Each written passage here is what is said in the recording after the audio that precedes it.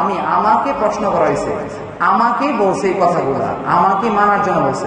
আপনি যদি বলেন আয়ু সত্যা বলারাজ্ঞা, মানে প্রতিদিন বললেন এই খাবারগুলো খেলে ভালো, হ্যাঁ আয়ুযুক্ত খাবার, রসযুক্ত খাবার, সত্য অর্থাৎ যে খাবারে খেলে সুখ বাড়ে, শারীরিক বৃদ্ধি, এগুলা বললে কোনো লাভ হবে না। এগুলো বলে কেউই স্বর্গে যাবে না, এগুলা মানলে স্বর্গে যাবে। এই জন্যই শাস্ত্রে কথিত আছে পূর্ণ অর্জনের চেয়ে পাপ বর্জন করা শ্রেয়। কথাটা খুবই মূল্যবান এবং ডিপলি, অনেক গভীরতম কথা। কি বলছে আমরা, কি বলছে শাস্ত্রে? পূর্ণ অর্জনের চেয়ে পাপ বর্জন করা শ্রেয়। কেন বলছে? আমি এদিক দিয়ে আমাদের সমস্যা হচ্ছে আমরা পূর্ণ অর্জনের জন্য পূর্ণ কর্ম করি, মানে আমাদের পূর্ণ দরকার তাই পূর্ণ কর্ম করি, একটু পূজা দেই, অর্চনা করি, কীর্তন গাই, গান গাই, এই বিভিন্ন কিছু করি, কি ঠাকুরের সেবা করি। এই দিক দিয়ে আমরা কি করতেছি? লেভি, মানে ঘুষ খাচ্ছি, মানুষের খারাপ করছি। তাহলে এই পূর্ণ অর্জন কোনো লাভ হবে? এই পূর্ণের সাথে মাইনাস কি হবে? পাপ ইকুয়াল টু শূন্য, দরকার নাই। আপনি যদি এটা করতে পারেন অটোমেটিক পাপ বর্জন করেন।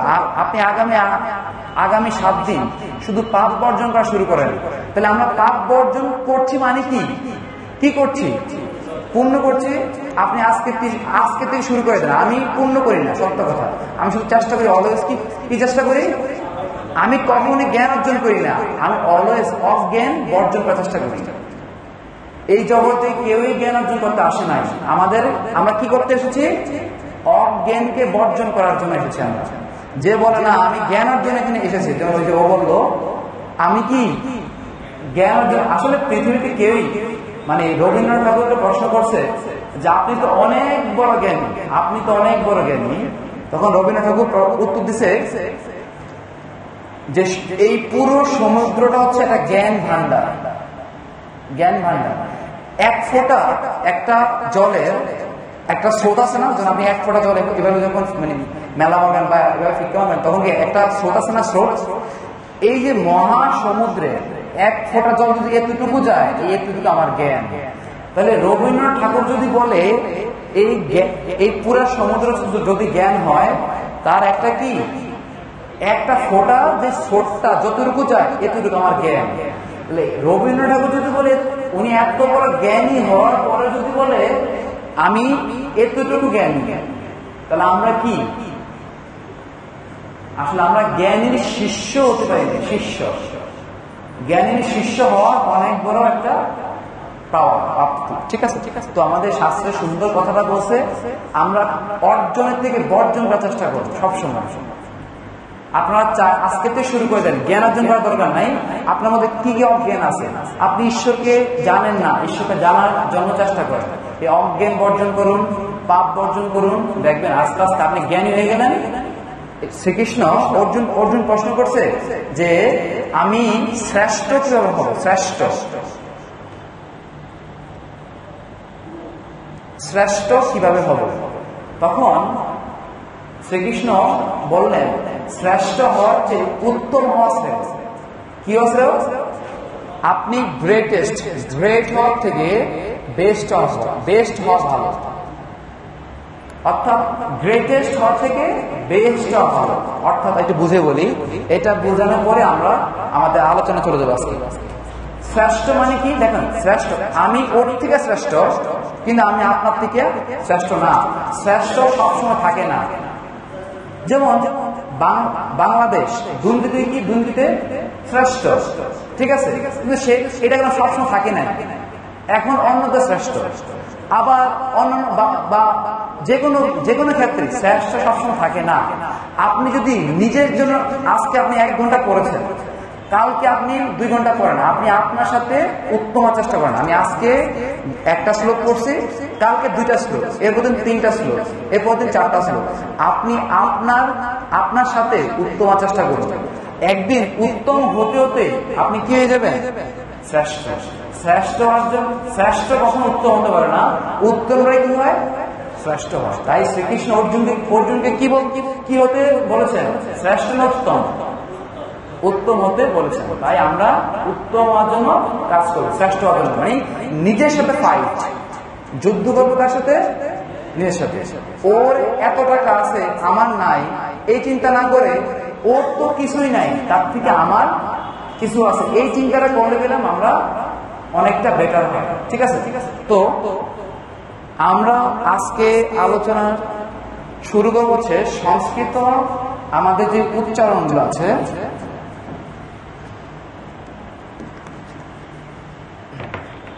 আচ্ছা সংস্কৃত আমাদের ধর্মের নাম কি?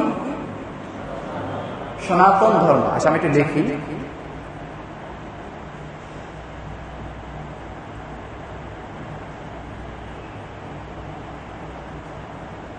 আচ্ছা এই সনাতন শব্দ অর্থ কি জানেন আসলে আদর? কোন শাস্ত্র কি পাইছেন যে যা ছিল, যা আছে, যা থাকবে? কোন শাস্ত্র পাইছেন? শাস্ত্রের গ্রন্থটার নাম কি? আচ্ছা আরেকটি কথা বলিনি, শাস্ত্র ও গ্রন্থের মধ্যে তফাৎ কি বুঝেন? কোনটা শাস্ত্র আর কোনটা গ্রন্থ? এগুলো আমাদের জানতে হবে। এগুলো না জানলে আমরা ওই যে আমি বারবার বলছি, আমরা এখানে কেউ জ্ঞানী হতে আসি নাই, আমরা কি হতে এসেছি? অজ্ঞানকে বর্জন করার জন্য। এই যে আমরা অজানাকে, আমরা এই জন্যই আমাদের বেদের বিখ্যাত মন্ত্র আছে, ওম আসতমা সদ্গময় তমোসমা জ্যোতির্গময় মৃত্যুর্মৃতম গময় আবিরাবির্ময়ধি। দেখেন বেদ এবং উপনিষদ কি সুন্দর কথা বলছে। ওম আসতমা সদ্গময়, মানে হে ঈশ্বর আমাকে অসত্য থেকে সৎ পথে নিয়ে যাও। তমসমা জ্যোতির্গময়, হে ঈশ্বর আমাকে অসত্য পথ থেকে সত্যের পথে নিয়ে যাও। মৃত্যুর্ম অমৃতম গময়, হে ঈশ্বর আমাকে মৃত্যুর পথ থেকে অমৃতের পথে নিয়ে যাও। আবিরাবির্ময়ধি, আমি যখন সত্যবাদী হব, আমি যখন আলোকিত হব, আমি যখন আমার কর্মের মাধ্যমে অমৃত পাবো, অমৃত যেই কর্মটা কখনো মরে না। বলেন তো আমরা কাদেরকে পূজা করি? আজকে কথার সাথে যা যা আসবে এগুলোই করা হবে, কারণ এগুলো আমাদের শেখার আছে। এক কথা বলেন, কাদেরকে পূজা করি আর পূজা শব্দের অর্থ কি? অর্চনা। আর আমি একটু দেখি, হ্যাঁ অর্চনা। আর আর আজকে হাতে ফেরান লাভি মাখি নাই, এই জন্য লেখাগুলো খারাপ। হ্যাঁ আচ্ছা, তো অর্চনা। আর কি হতে পারে?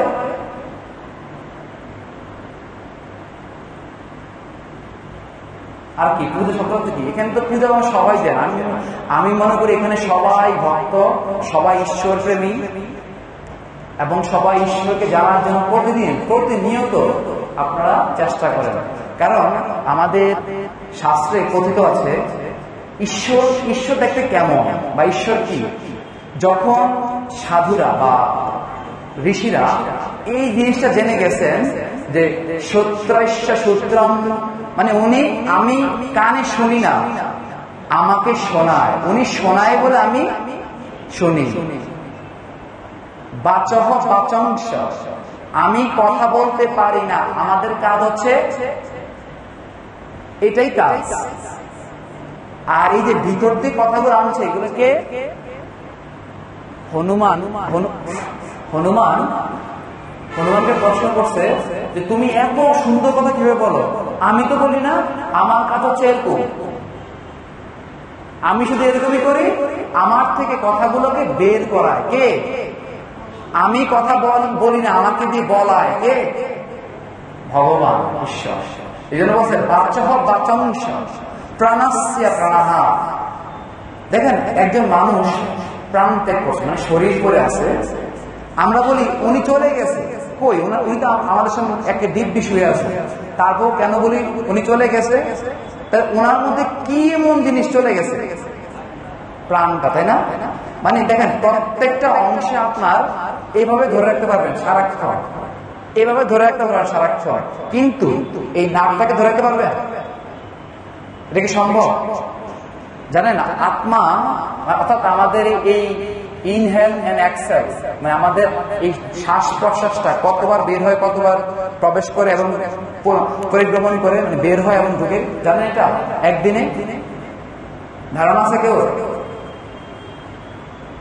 আচ্ছা, একটু চেষ্টা করতে হবে আমাদের। হ্যাঁ, আচ্ছা, 21,104 25,104, এইতে আমাদের একদিনে 21,000 কোন কোন জায়গায় লেখা আছে, এখানে বিতর্কিত আছে, তবে 21,000 মানে এটা নিয়ে বিতর্কিত আছে, 104 বার, কেউ 704 বার, তো আমরা ধরে নিলাম 21,000 বার। কতবার?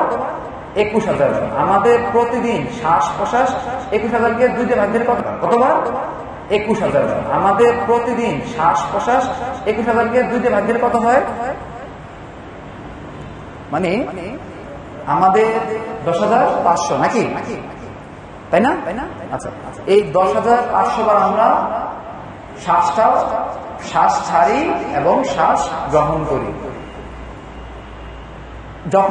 এখন আমার প্রশ্ন, বলুন তো, মৃত্যুর সময় আমরা শ্বাস ছেড়ে মৃত্যুবরণ করি নাকি নেওয়ার পরে আর ছাড়তে পারি না? কোনটা? কি মনে হয় আপনার? উত্তর হচ্ছে কি? উত্তরটা কি? কি মনে হয়? আমরা কি অনেকে নিচে আর মানে আমাকে ছেড়ে মরি নাকি না নিয়ে মরি? কোনটা? শিওর? তাহলে তো এখানে বোঝা গেল এই পর্যন্ত কেউ কি মানে বলছে মৃত্যুর পর আইসা যে আমি ছাইরা মরছি? বলছে?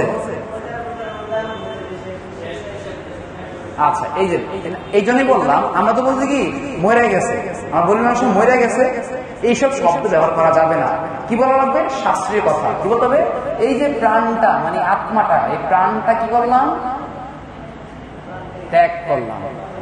আমি প্রাণ যে নিছিলাম, ভিতরে যে নিছিলাম, এই প্রাণটা ত্যাগ করলাম, এটাই বলে প্রাণ ত্যাগ। এই আচ্ছা, এখন পূজা শব্দের অর্থ কি? অর্চনা। আর কেউ আরাধনা হতে পারে না? এই যে মাতৃ ঠাকুর পূজা দিয়েছেন, কি কি করেছেন বলেন তো? আরাধনা করেছে, একটু মন্ত্র বলেছেন, আর কি বন্ধনা, হ্যাঁ বন্ধনা করেছেন, আর কি ভক্তি দেখাইছেন, আর কি এখানে টাকা দেখা যায়, অর্পণ, পুষ্প অর্পণ করেছেন, আর কি হ্যাঁ সমর্পণ করে। হ্যাঁ, অবশ্যই সমর্পণ করতে হবে। কেন সমর্পণ করতে হবে? দেখেন, আমাদের মধ্যে যদি আত্মসমর্পণ না থাকে, আত্মসমর্পণ যদি না থাকে, ঈশ্বর কখনোই দেখা দেয় না। কেন? মহাভারতে দ্রৌপদীর কাহিনী সবাই জানেন, বস্ত্র হরণের কথা, তাই না? যখন দ্রৌপদীকে বস্ত্র হরণ করছিল, দ্রৌপদী এক হাতে শাড়িটা ধরে হে মাধব, হে জনার্দন বলছে। সে পেলাম তার লজ্জাকে সে ধরে ঈশ্বরকে ডাকছে। ঈশ্বর কয়, তুমি তো আমার কাছে সম্পূর্ণ সমর্পণ করনি, তুমি তো তোমার লজ্জা, মানে আমি কি পারবো না তোমার লজ্জাকে ঠেকে রাখতে? তখন দ্রৌপদী বুঝতে পারছে যে না, আমার কথা মাধব জনার্দন শ্রীকৃষ্ণ শুনছে না। কেন? আমি পুরোপুরি সমর্পণ করি নাই।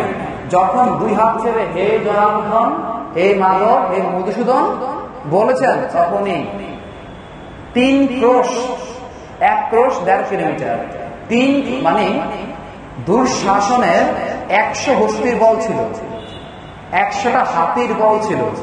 দুঃশাসন ওই 100 হস্তির বল দিয়েও ওই আমাদের যে বস্ত্রটাকে খুলতে পারেনি। তাহলে কি আত্মসমর্পণ না করলে ভগবান কখনোই সাড়া দেয় না। আমাদেরকে আত্মসমর্পণ করতে হবে।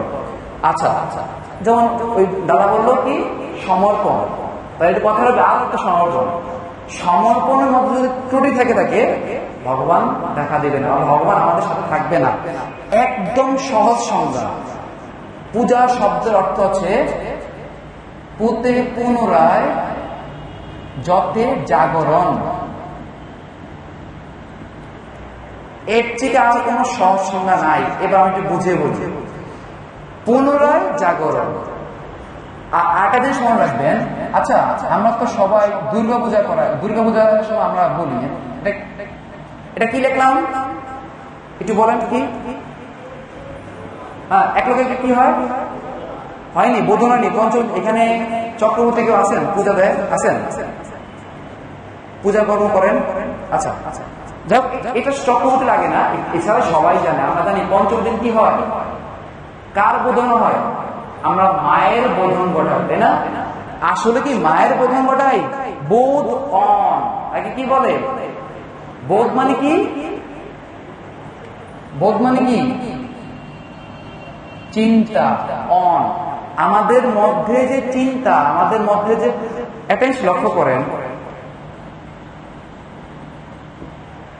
এটা কি লিখলাম? নর মানে কি?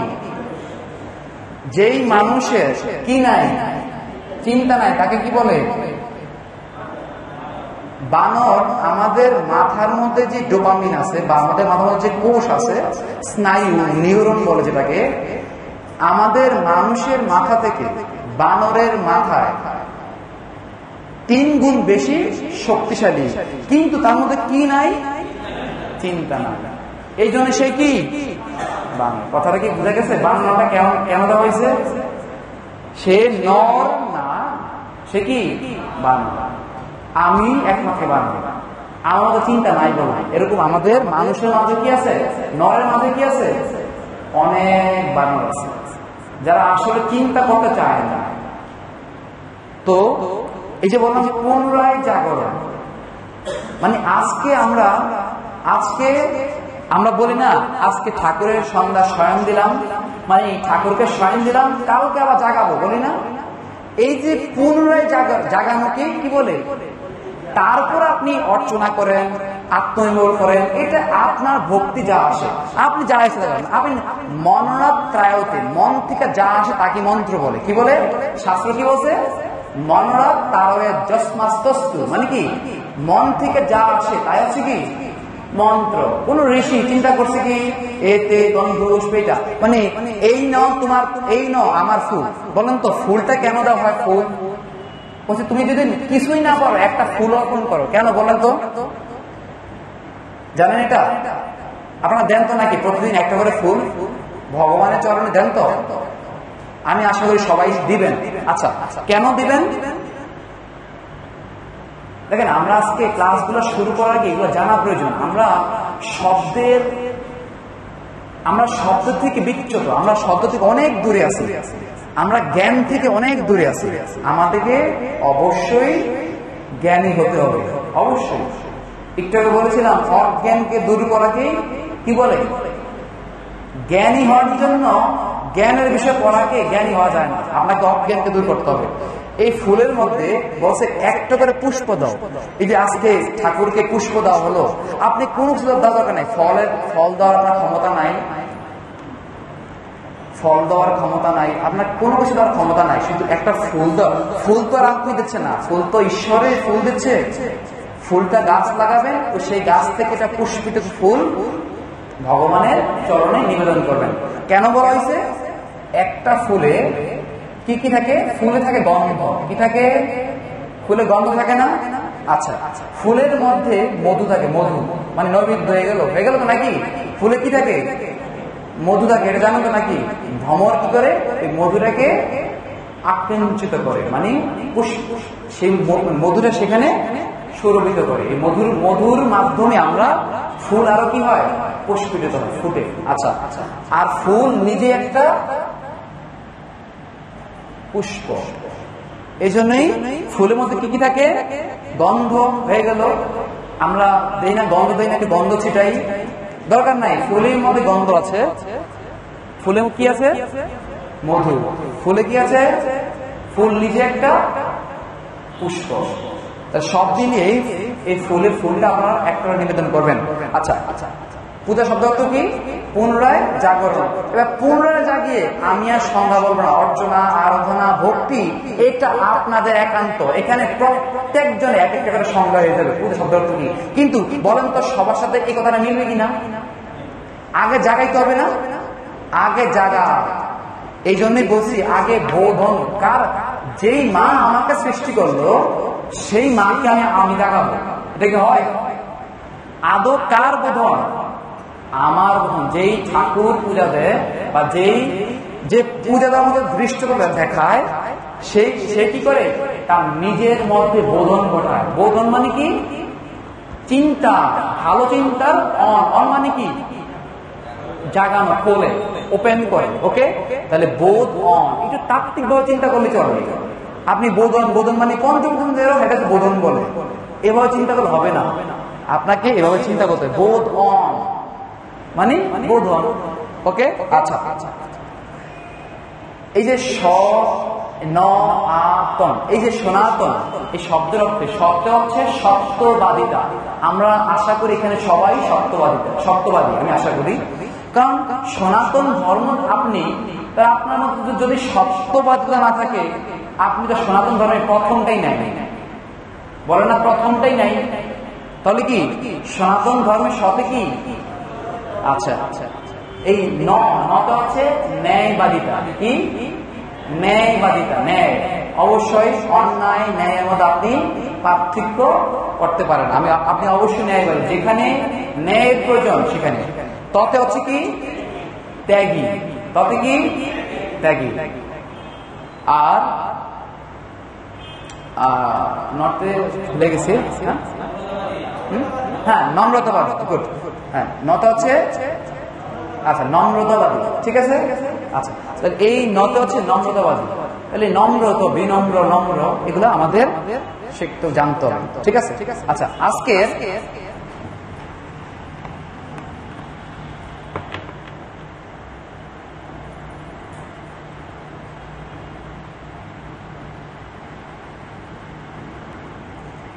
ক্লাসটা হচ্ছে সংস্কৃত উচ্চারণ। আমরা কতটুকু সংস্কৃতিতে দক্ষ? আমি একটা শব্দ এখানে লিখলাম, একটা সেন্টেন্স, বাক্য। স্যার একজন পুলিশ। স্যার একজন পুলিশ।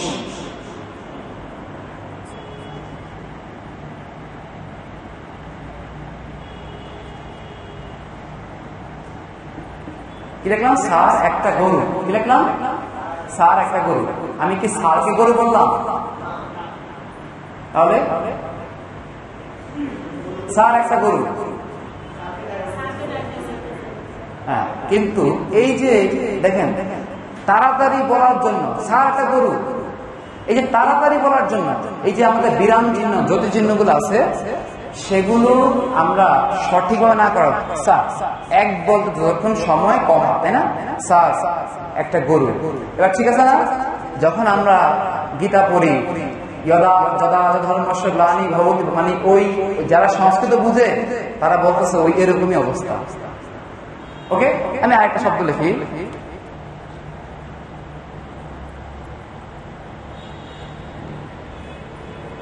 এখানে বসবেন না, বসলে কত টাকা জরিমানা? 20 টাকা। এখানে বসবেন না, বসলে 20 টাকা জরিমানা। এমনটা আসে না? এখানে দাঁড়াবেন না, দাঁড়ালে 20 টাকা জরিমানা। আসার দেখেন না? বা এখানে পার্কিং করিবেন না, পার্কিং করিলে 20 টাকা জরিমানা। আচ্ছা, এখন এটা কি দাড়িটা আমি এখানে দেই, এখানে বসবেন না, বসলে 20 টাকা জরিমানা। এই যে একটা দাড়ি কি করলো? আপনাকে 20 টাকা জরিমানা দিতে বাধ্য করলো। এখানে পার্কিং করবেন না, তাহলে এখানে পার্কিং করিবেন না করলে 20 টাকা জরিমানা।